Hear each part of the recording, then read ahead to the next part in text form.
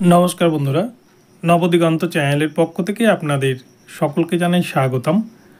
তো বন্ধুরা आज के সকালের সুপ্রভাত জানিয়ে আমি আবার একটি নতুন আপডেট আপনাদের জন্য নিয়ে উপস্থিত হয়েছি আমার নবদিগন্ত চ্যানেলে।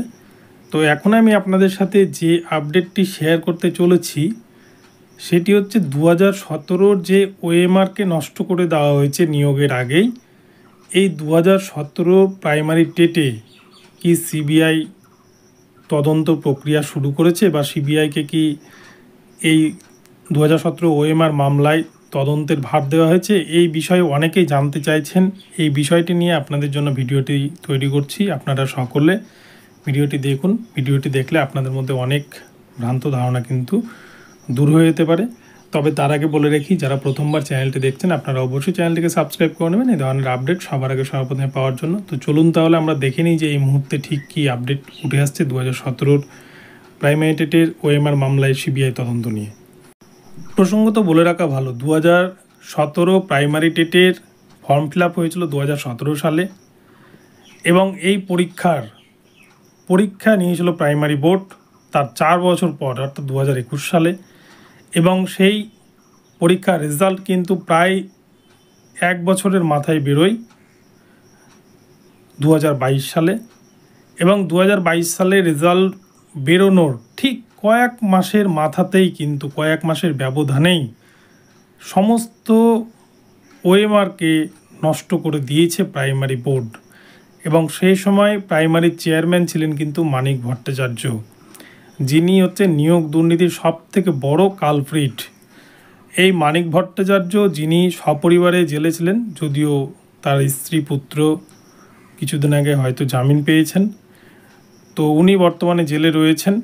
তো এই মানিক ভট্টাচার্যের নির্দেশেই যে সমস্ত 2017 প্রাইমারি টেটের ওএমআরকে নষ্ট করে দেওয়া হয়েছে, এটা একটা হাস্যকর বিষয় যে 2017 প্রাইমারি টেটের পরীক্ষা নিল প্রাইমারি বোর্ড, তাদেরকে ঘোষণা করলো যে তারা পাস করেছে।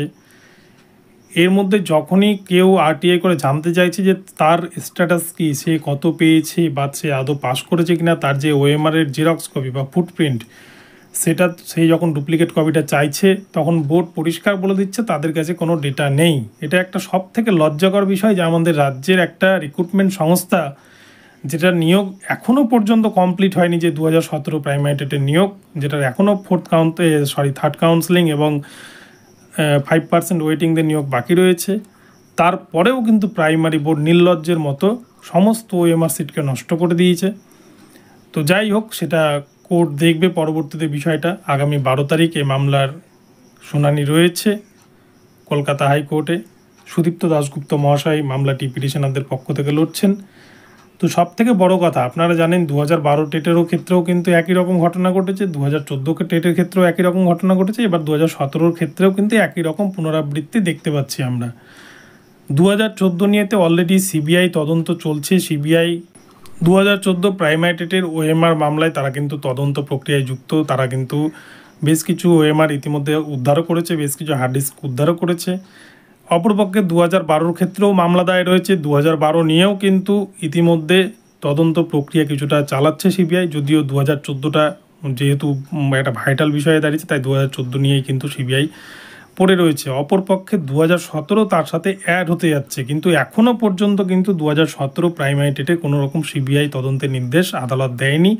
এবং সিবিআই এখনও পর্যন্ত কিন্তু 2017 প্রাইমারি টেটের ওএমআরকে নষ্ট করা হলো কেন, বা এই দুর্নীতির মাথা কোথায়, দুর্নীতির শেষ কোথায়, এখনও পর্যন্ত কিন্তু সেই তদন্তে সিবিআই নামেনি। তাই যারা 2017 প্রাইমারি টেটে টাকা দিয়ে বা ওএমআর ম্যানিপুলেশন করে বা সাদা খাতায় চাকরি পেয়েছে, তাদের এখনও পর্যন্ত কিন্তু তাদের জন্য স্বস্তির খবর, তাদের জন্য এখনও পর্যন্ত কোনো ভয়ের কারণ নেই, যেহেতু কোর্ট এখনও পর্যন্ত সিবিআইকে এই নিয়োগ দুর্নীতির তদন্তে বা 2017 এই নিয়োগ দুর্নীতির তদন্তে এখনও পর্যন্ত কিন্তু কোনো রকম ইনভলভ করায়নি।